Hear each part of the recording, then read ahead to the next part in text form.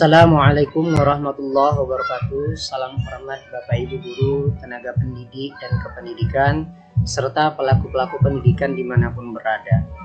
Pada kesempatan kali ini, izinkan saya untuk memaparkan refleksi saya terhadap pemikiran Bapak Ki Hajar Dewantara untuk lebih memahami impian besar beliau untuk membawa anak-anak Indonesia mencapai kemerdekaan belajar. Nah, dalam hal ini ada dua hal yang ingin saya sampaikan. Yang pertama, beliau berkata bahwa pendidikan itu adalah tempat persemaian segala benih-benih kebudayaan yang hidup dalam masyarakat kebangsaan. Dalam hal ini, Ki Hajar membuat sebuah koneksi dua hal yang tidak terpisahkan antara kebudayaan dan pendidikan. Dua hal ini adalah satu kesatuan. Menurut Bapak Ki Hajar Dewantara, untuk mencapai kebudayaan yang kita mimpikan, peradaban bangsa yang kita cita-citakan, pendidikan adalah fondasinya. Pemikiran beliau tentang pendidikan adalah tempat persemaian benih-benih kebudayaan.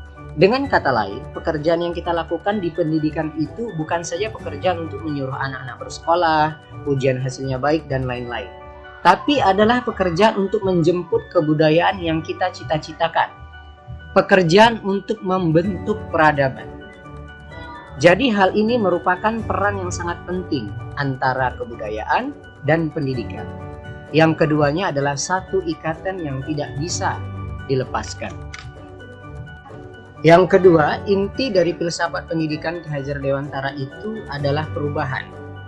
Dalam hal ini saya menganalogikan seperti tata surya yang selalu bergerak, selalu tidak pernah berhenti dari waktu ke waktu. Karena itu bagi Ki Hajar, kebudayaan itu tidak boleh statis, harus terus bergerak.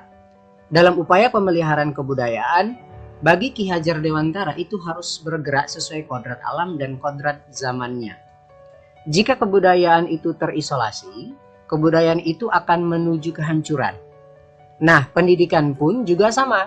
Ia tidak boleh statis, pendidikan harus dinamis, pendidikan harus terus berubah menjawab tuntutan zamannya. Karena kalau dalam tata surya, jika planet-planet itu berhenti dan dinamis, itu akan terjadi sebuah kekacauan. Dan itulah yang dilihat Ki Hajar Dewantara bahwa semuanya itu harus bergerak, tidak pernah berhenti, artinya perubahan adalah hal yang kekal dan harus terus terjadi. Selanjutnya, planet-planet yang ada dalam tata surya itu pun tidak ada yang sama. Ada planet Bumi, Mars, Venus, Merkurius, Pluto, dan lain-lain. Di sini terlihat keberagaman. Dalam melihat planet-planet ini, ada pelajaran yang didapat. Ya, ada pelajaran yang dapat kita lihat antara kebudayaan dan pendidikan. Dalam kebudayaan, menurut Ki Hajar Dewantara tidak ada yang sama. Ada kebudayaan yang seperti di Bumi, kebudayaan seperti di Mars, dan lain-lain. Di mana ini tidak bisa disamakan.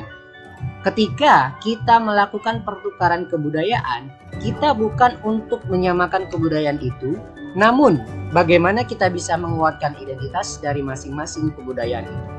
Dan kebudayaan itu terus berputar sesuai pada sumbu yang sama.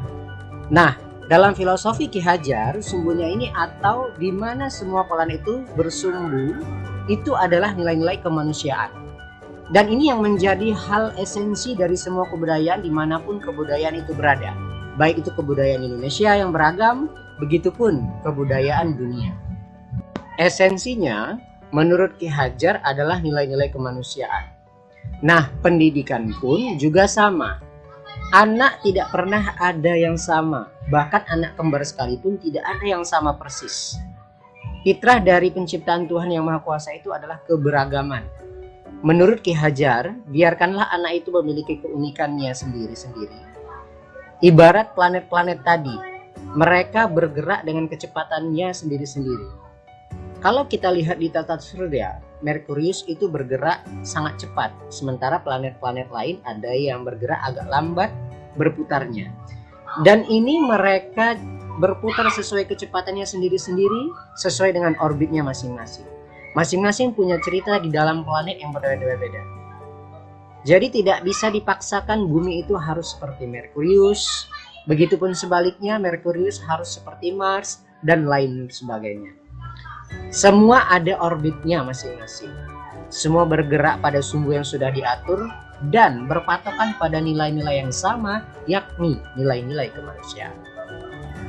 Nah, lalu kemudian, apa yang menjadi relevansi pemikiran-pemikiran Bapak Ki Hajar Dewantara terhadap transformasi pendidikan yang sedang kita lakukan sekarang?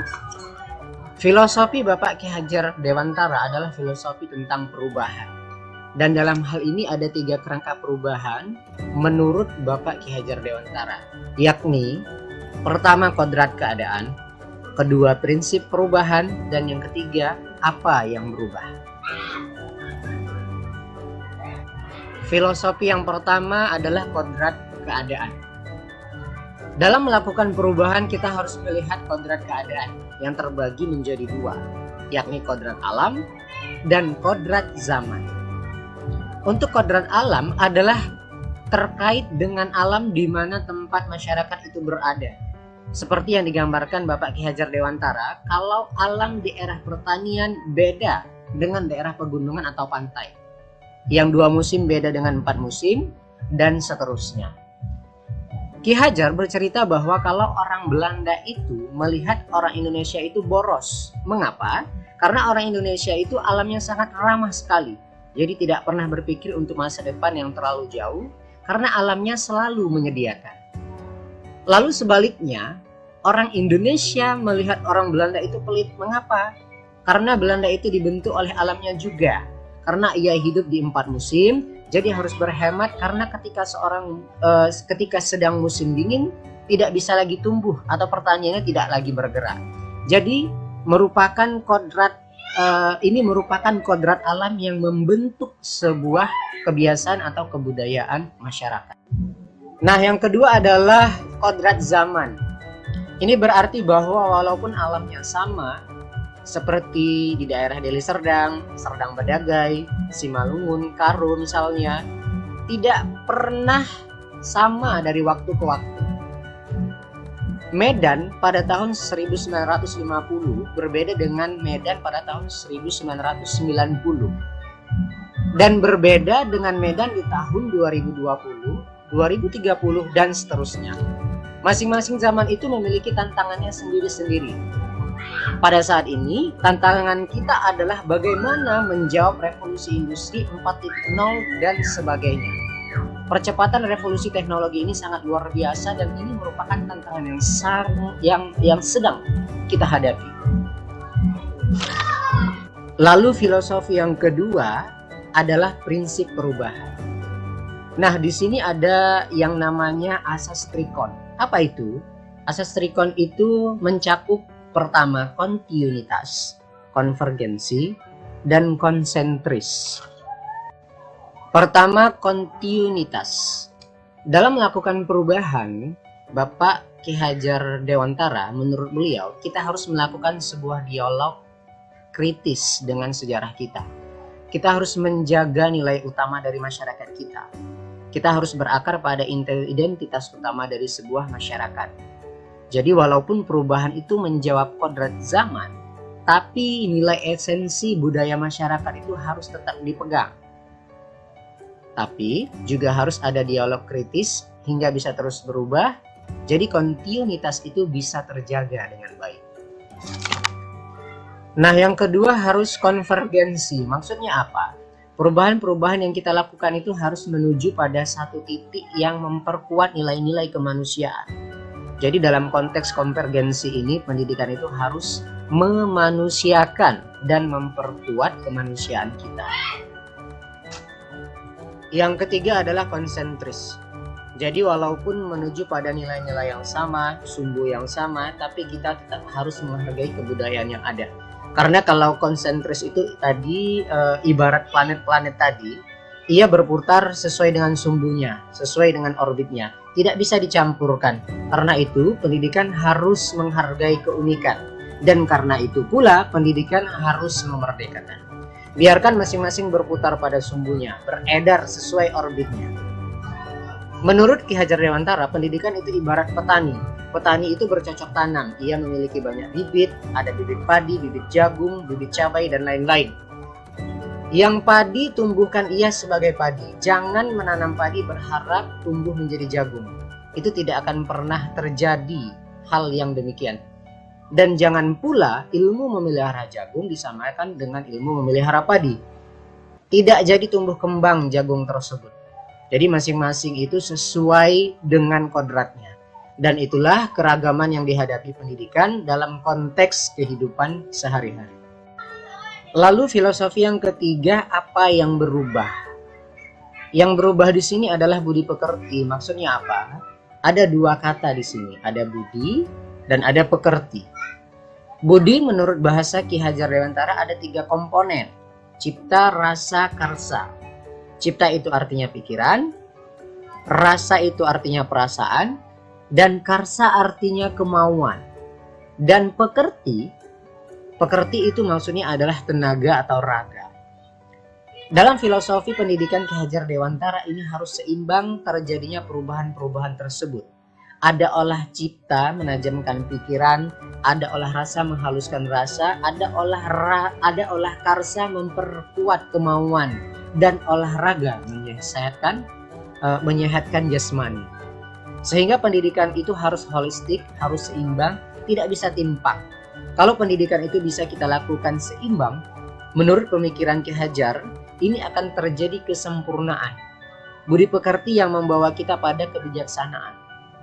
Ya, dengan kata lain, jika kita melakukan pendidikan yang seimbang, tumbuh kembang anak secara holistik ini akan melahirkan banyak insan-insan yang penuh kebijaksanaan.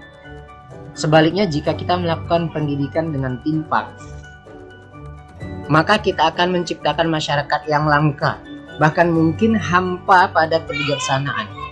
Pada akhirnya, semua disiplin ilmu harus menuju kepada kebijaksanaan. Dan relevansi yang kedua dari apa yang kita pelajari dari filosofi Bapak Ki Hajar Dewantara adalah keharusan untuk memandang anak dengan rasa hormat, harus berorientasi pada anak. Jadi tujuan pendidikan itu adalah murid, murid, dan murid. Jadi semua yang kita lakukan di bidang pendidikan dan pendidik itu harus berorientasi penuh kepada siswa. Yang dengan bahasa Ki Hajar Dewantara, di mana ini merupakan salah satu asas taman siswa, yakni bebas dari segala ikatan, dengan suci hati mendekati anak, tidak meminta sesuatu hak, namun untuk menghamba atau berhamba pada sang anak. Nah, kalimat berhamba pada sang anak ini adalah sebuah analogi bahwa berorientasi pada anak adalah paling utama dan paling esensial bagi kita sebagai pendidik. Demikian refleksi singkat yang saya adopsi dari pemikiran-pemikiran Bapak Ki Hajar Dewantara. Semoga menjadi inspirasi bagi kita sebagai pendidik. Salam hormat dari saya. Assalamualaikum warahmatullahi wabarakatuh.